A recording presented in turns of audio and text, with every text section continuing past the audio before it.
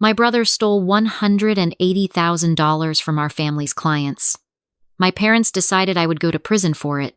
They forgot I was the one who built the security system. The call came on a Tuesday afternoon, the kind of gray, unremarkable Tuesday that has no business being the day your life falls apart.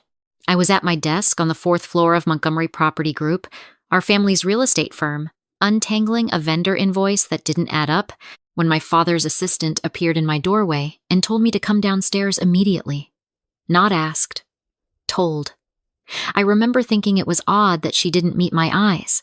My father's office occupied the entire southwest corner of the building.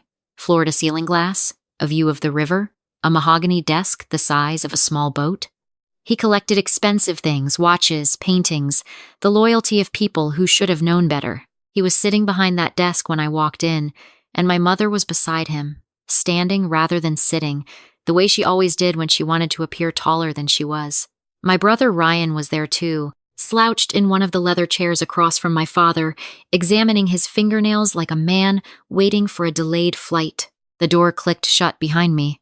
Nobody offered me a seat. "We have a situation," my father said. He had a way of delivering catastrophic news in the same tone he used to discuss quarterly projections. Flat, precise, surgical. The Hargrove account has been flagged by our auditors. There is a discrepancy in the escrow holdings. A significant one. I frowned. The Hargrove account was one of mine. I managed escrow for 11 of the firm's larger residential developments, and Hargrove was among them a luxury condo project on the east side, 42 units, over $20 million in transaction value. I knew those numbers the way I knew my own handwriting. How significant? I asked. $183,000, my mother said. Her voice was careful and controlled, the way it always was when she was managing a crisis rather than feeling one. The number hit me like a door swung open into my face. I shook my head immediately. That's impossible. I reconcile those accounts every 2 weeks.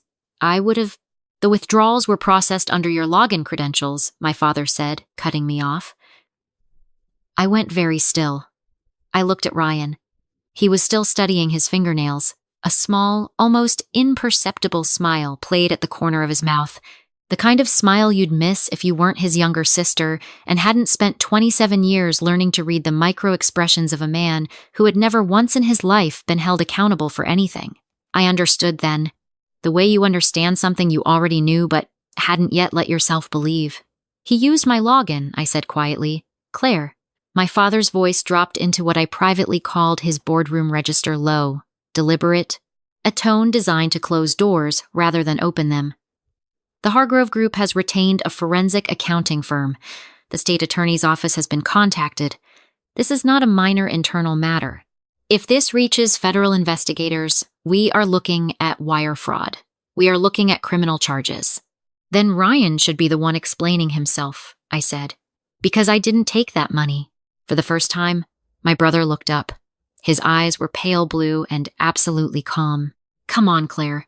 You had full access. You've been managing those accounts for 2 years. You think anyone is going to believe it was me?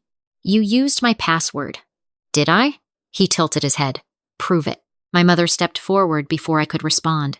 She reached out and rested her hand on my arm, the gesture of comfort and threat all at once. Listen to me, she said softly. Ryan is closing the Denworth acquisition next month. $47 million. If Ryan is arrested, if his name is attached to this in any way, that deal collapses. The firm collapses. Everything your father has built for 30 years, gone. And what about what I've built? I asked. My voice sounded strange to me. Too calm. I have a professional license. I have a career. You want me to tell a federal investigator that I embezzled client funds? We want you to cooperate with the internal audit, my father said.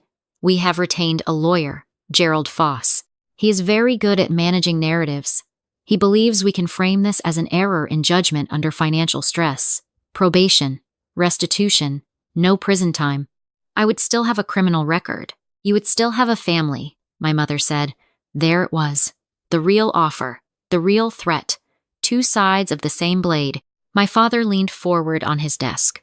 You are 27 years old, and you earn $62,000 a year processing invoices and reconciling spreadsheets.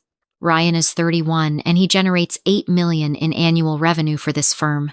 If this family loses Ryan, we lose everything, including your salary, including the trust your grandmother left that we have been managing on your behalf, including the co-signature on your apartment lease that is, if you'll remember, still in our names. I looked at my brother. He had gone back to his fingernails. You planned this, I said. It wasn't an accusation. It was recognition. You've been using my credentials for months, long enough to establish a pattern, long enough that any investigator would look at the logs and see my name. Ryan finally put his hands down and met my eyes fully. There was no guilt there.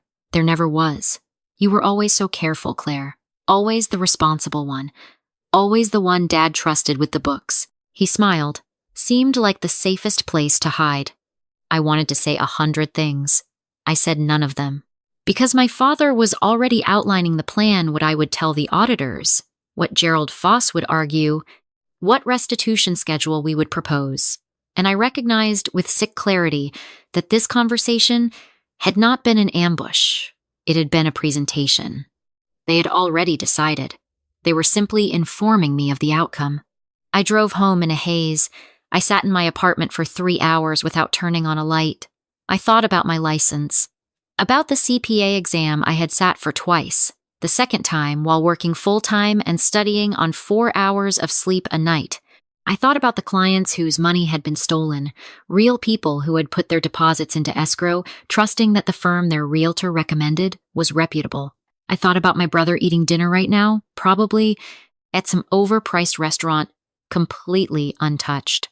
And then I thought about the project. 4 months earlier, the firm had applied for a cybersecurity compliance certification required by one of our larger institutional clients. I had been assigned to lead the implementation. Part of the certification required deploying endpoint detection software across all company workstations, a system that logged user activity, application access, and file interactions, time-stamped and tied to individual user credentials, automatically synced every 6 hours to an encrypted cloud server maintained by the third-party vendor. I had installed it on every machine in the building, including Ryan's, including mine. The system was thorough enough that it didn't just log what was accessed. It logged keystrokes during login sequences, not passwords themselves, but behavioral patterns, typing cadence, login timing. More importantly, it logged the IP address and device identifier of every session. Ryan's office desktop had a different device identifier than my workstation, different MAC address, different hardware fingerprint. If Ryan had logged into the escrow system from his own computer using my credentials, the endpoint logs would show my username attached to his machine's identifier. A discrepancy that would be invisible to a standard login audit but completely transparent to anyone who pulled the endpoint data. The endpoint data that lived on a server that only I had administrative access to. I sat up straight in the dark. I opened my laptop and logged into the vendor portal. The data was there. 6 months of logs, intact, automatically archived. I filtered for my username. I sorted by device identifier. There were 43 sessions flagged in the past 6 months, where my login credentials had been used on a workstation that was not my assigned machine. 31 of them matched Ryan's desktop identifier. The remaining 12 matched a laptop registered to Ryan as a secondary device. The timestamps aligned perfectly with the Hargrove withdrawals. Not approximately. Exactly. I had everything. I downloaded the complete log archive, nearly 2 gigabytes of raw data, and opened a secure email to send it to myself at a personal address that had no connection to the firm. I attached the flagged session report. I wrote a brief summary. I moved my cursor to send. My phone rang. It was my mother. I let it ring. It rang again immediately. I declined it. A text appeared. Come downstairs. Now. I frowned. I was in my apartment. Downstairs from what? A knock at my door. My stomach dropped. I crossed to the window. My father's black Mercedes was parked on the street below, engine running. I closed my laptop and went to the door. My mother came in first, which surprised me. She almost never came to my apartment. She found it insufficiently decorated. My father followed. He looked at my laptop on the coffee table. He looked at me. You've been accessing the vendor portal, he said. Not a question. He held up his phone. There was a notification on the screen, an automated alert from the certification dashboard. Administrator login. Unusual hour. Someone had set up monitoring alerts on the admin account, apparently. I hadn't known about it. Ryan must have added it after I deployed the system, anticipating exactly this moment. My father picked up my laptop before I could move. He closed it and tucked it under his arm. "This is over," he said. "Gerald Foss is meeting with the auditors Thursday morning. You will be present. You will confirm the discrepancy was the result of poor judgment during a period of personal financial stress. You will not mention the endpoint system. You will not mention Ryan. That data proves it wasn't me," I said. "Ryan used his own machine. The logs are on a company server, accessed through a company-administered vendor account," my father said.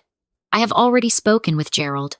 Any data you attempt to introduce would be subject to chain of custody challenges.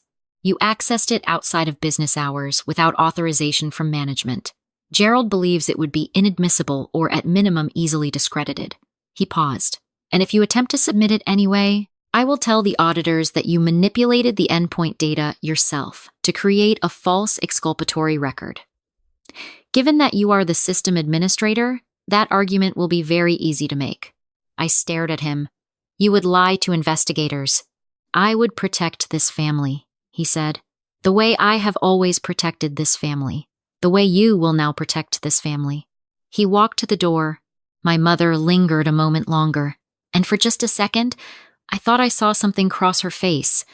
Not guilt, exactly, but the shadow of a memory of guilt, something she had learned to fold up very small and store somewhere she didn't have to look at it. "Be at Gerald's office at 8 Thursday morning," she said, and then she followed my father out.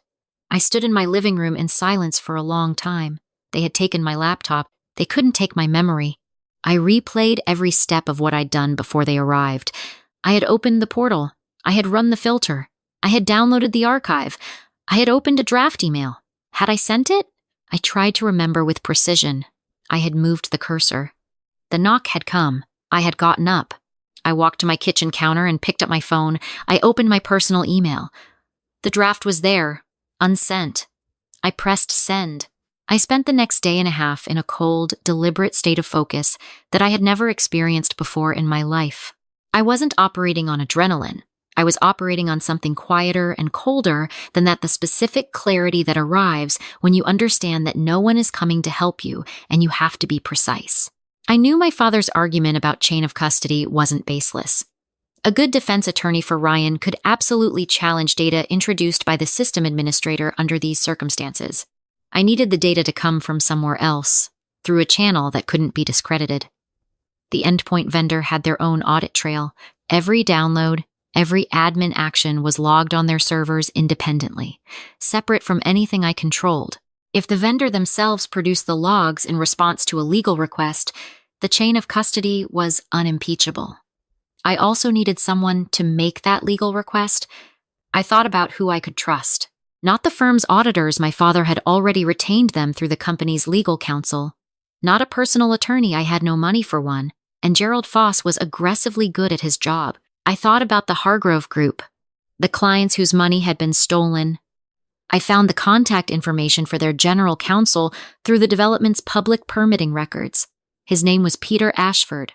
I composed a careful, precise email. I explained that I was the employee whose credentials had been used to process the fraudulent withdrawals. I explained that I had not made those transactions. I explained that the firm's response was to assign me as the responsible party and suppress the evidence. I attached the log summary and the email I had sent to myself, not as primary evidence, but as a roadmap.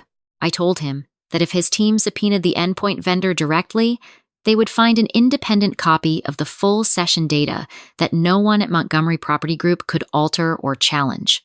I also told him that the Denworth acquisition was scheduled to close in 3 weeks, and that if he wanted to recover his client's funds, acting before that closing would give him substantially more leverage. Then I forwarded the same email with the same attachments to the state attorney's office through their public tip submission portal. I set my phone down on the kitchen counter and made coffee. I drank it standing at the window watching the street below. I felt no satisfaction yet. Only the flat, steady calm of someone who has done everything within their power and now has to wait to find out if it was enough. Gerald Foss's conference room was beige and aggressively corporate, lined with framed certificates and photos of Gerald shaking hands with people who wanted you to know he was important. My father sat to my left, my mother to my right, both dressed as if this were a board presentation rather than a prelude to me confessing to a crime I didn't commit. Gerald sat across from us, a man in his 60s with the relaxed confidence of someone who had been paid very well for a very long time to make inconvenient facts disappear. The auditor, a woman named Sandra Reyes, sat at the head of the table with a tablet and a printed summary. Ryan was not present. Ryan, as far as this meeting was concerned, barely existed. Gerald opened with a prepared statement about stress and judgment and my intention to make full restitution. I sat very still and said nothing. My father pressed his knee against mine once beneath the table, a signal that meant stay the course. Sandra Reyes nodded along for approximately 4 minutes. Then she set down her pen. "Miss Montgomery," she said, addressing me. "Before we proceed, I need to inform you that the Hargrove Group's legal team contacted our office yesterday evening. They submitted a formal request for the endpoint security logs from your firm's compliance vendor, citing potential third-party fraud. We have independently obtained those records this morning." She paused. "The session data indicates that the transactions in question were processed from a workstation registered to Ryan Montgomery using your credentials. The device identifiers are consistent across all 31 flagged sessions." The room went very quiet. Gerald cleared his throat. "Sandra, I would caution against—" "Mr. Foss," she said, not looking at him. "I would also inform you that this information has been shared with the state attorney's office, who contacted our firm an hour ago. They have issued a request for Ryan Montgomery to make himself available for questioning." She finally looked up from her tablet. "Mr. Montgomery," she was looking at my father now, not me, "I would strongly recommend you contact separate legal counsel immediately. Your own." I looked at my father. The composure that had held his face perfectly arranged for 30 years of difficult conversations showed, for the first time, a visible fracture. His jaw tightened. He looked at Gerald. Gerald was looking at his own hands.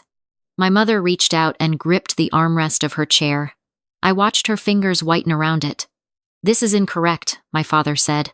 His voice was still controlled, still trying. "The data was accessed by Claire, who administers the system. She could have— The vendor's independent audit trail confirms the original session data was never modified," Sandra said. "The timeline of administrative access shows that Claire's account was used to view the flagged records after the fact, not before.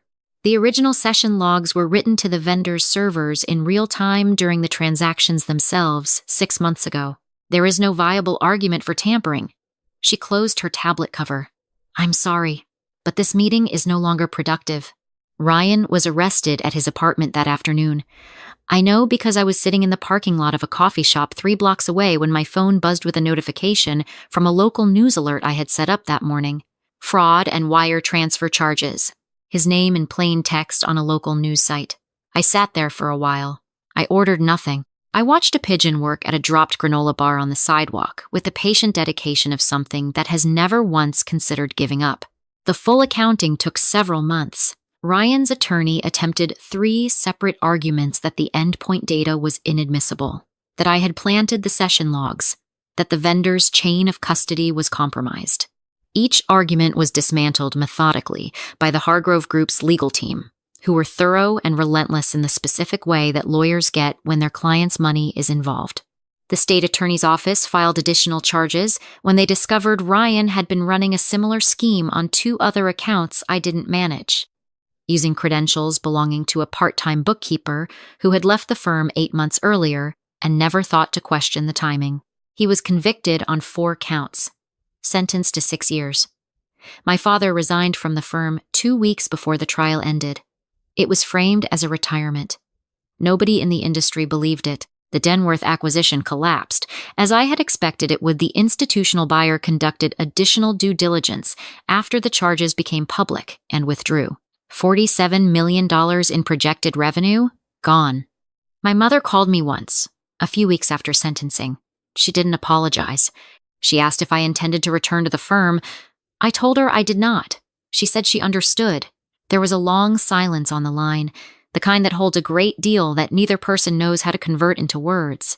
Then she said she hoped I was eating well. I said I was. We said goodbye. The firm was sold at a significant loss in a bankruptcy preceding the following spring. The proceeds went first to client restitution, then to creditors. My grandparents' trust, which my parents had been managing, passed to me directly under the terms of my grandmother's estate. Upon my father's removal as trustee, a clause in the original document that my grandmother, who had always been quietly sharp about people, had apparently insisted on including over my father's objections 30 years ago against exactly this kind of eventuality. I don't know whether she saw this coming or whether she simply knew enough about human nature to prepare for the possibility. Either way, I thought about her often in the months that followed. I thought about what it means to build something careful and quiet that nobody notices until the moment it matters. I left the city in April. I found a small firm in Asheville run by two women who cared a great deal about getting numbers right, and not particularly at all about appearances. I sent them my credentials and a brief, accurate cover letter. They called me within the week. I started in May. My apartment there has a window that faces east, and in the mornings the light comes in flat and steady and uncomplicated. I make coffee, and I sit at a table that belongs entirely to me, and I open my laptop, a new one, bought with my own money, and I do work that is precise and honest and entirely my own. My brother sits in a federal correctional facility in Cumberland, Maryland. I don't think about him often. When I do, it isn't with anger anymore. It's with something closer to the absence of feeling the specific quiet that fills a space where a feeling used to live. My father is playing golf somewhere in Florida, I'm told. My mother has taken up watercolor painting. I am 28 years old, and I have a professional license and a clean record, and a savings account with a number in it that would have seemed impossible to me 2 years ago. I have a small apartment with good Eastern light and a coffee maker that I selected entirely according to my own preferences. I have never been, in the most literal sense of the phrase, more in control of my own life. Some nights I think about the moment I sat in my dark apartment and tried to remember whether I had pressed send, the half second between the knock at the door and the movement of my cursor, the specific, uncelebrated miracle of a completed action in the fraction of a moment before everything changed. I had spent 4 months building a system designed to protect the firm from outside threats. I had done it carefully, thoroughly, by the book. The way I always did everything, not because anyone asked me to go above and beyond, but because doing things correctly was simply the only way I knew how to do them. My brother had hidden inside that carefulness like a parasite. My parents had tried to turn it into a weapon against me. What none of them ever understood was that the very thing they tried to use to bury me was the thing I had built myself, and I knew every corner of it. The email had sent. That was the only detail they forgot.